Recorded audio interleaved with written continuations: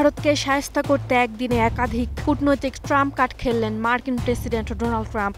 শুল্ক, নিষেধাজ্ঞা আর তেল কূটনীতি সবকিছু যেন সাজানো ছিল আগেভাগেই। ভারতীয় পণ্যে 25% শুল্ক আরোপের ঘোষণা দিয়েই ক্ষান্ত হননি তিনি। দেশটিকে খোঁচা দিতে পাকিস্তানের সঙ্গে একটি যৌথ তেল অনুসন্ধান প্রকল্পে যাচ্ছে যুক্তরাষ্ট্র। দেশটি মনে করছে পাকিস্তানে রয়েছে বৃহৎ তেল রিজার্ভ, যা কাজে লাগাতে চায় ট্রাম্প প্রশাসন। নিজের সামাজিক যোগাযোগ মাধ্যম ট্রুথ সোশ্যালে ট্রাম্প বলেন, একদিন পাকিস্তান হয়তো ভারতের কাছেই তেল বিক্রি করবে। এই মন্তব্য ঘিরে কূটনৈতিক অঙ্গনে তৈরি হয়েছে নতুন বিতর্ক। কিন্তু আসলেই কি পাকিস্তানে বৃহৎ পরিমাণ তেল মজুদ আছে? মজার ব্যাপার হলো, পাকিস্তানে এখন পর্যন্ত খনিজ তেলের রিজার্ভ রয়েছে মাত্র 353 মিলিয়ন ব্যারেল, যা বৈশ্বিক মানদণ্ডে খুবই সীমিত। দেশটি দৈনিক গড়ে উৎপাদন করে 88,000 ব্যারেল, অথচ দৈনিক চাহিদা প্রায় 5.5 লাখ ব্যারেল। ফলে পাকিস্তানকে চাহিদার 85% জ্বালানি তেল আমদানি করতে হয়। সাম্প্রতিক বছরগুলোতে পাকিস্তানের নজর পড়েছে আরব সাগরের সীমানার মধ্যে থাকা সিন্ধু অববাহিকায়। এর আগে 2019 সালে গভীর সমুদ্রে কেকড়া 1 নামের একটি খনন প্রচেষ্টা ব্যর্থ হয়েছিল। 2024 সালে পাকিস্তান বড় পরিসরে তেল আবিষ্কারের ঘোষণা দিলেও বাণিজ্যিকভাবে উত্তোলন করতে না পারায় বিশেষজ্ঞরা এই ঘোষণাকে আমলে নিচ্ছে না।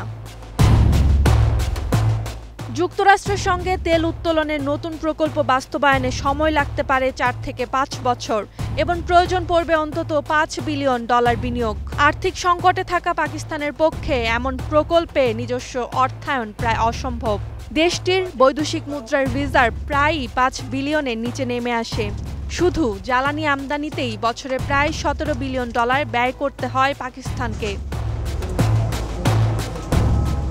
পাকিস্তানে ইতোমধ্যে বেশ কয়েকটি পুরনো তেল ও গ্যাস ক্ষেত্র রয়েছে, যেমন পাঞ্জাবের টুট এবং বেলুচিস্তানের সুই ক্ষেত্র।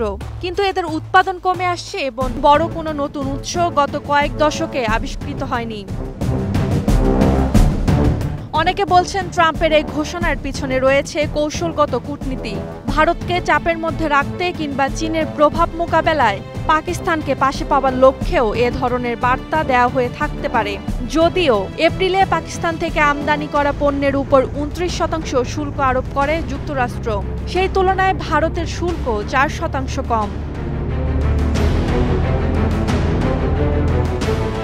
অন্যদিকে পাকিস্তান ও ভারতের মধ্যে রাজনৈতিক সম্পর্ক দীর্ঘদিন ধরেই উত্তেজনাপূর্ণ। দুই দেশের মধ্যে সরাসরি জ্বালানি বাণিজ্য কার্যত বন্ধ। ভারত তার অধিকাংশ তেল আমদানি করে রাশিয়া, সৌদি আরব ও ইরান থেকে। ফলে পাকিস্তানের সম্ভাব্য উৎপাদন ভারতের বাজারে প্রবেশ করবে কিনা তা এখনও নিশ্চিত নয়। তবে এটি দক্ষিণ এশিয়ায় নতুন কূটনৈতিক উত্তেজনা তৈরি করতে পারে। Roksana Rimi, star news.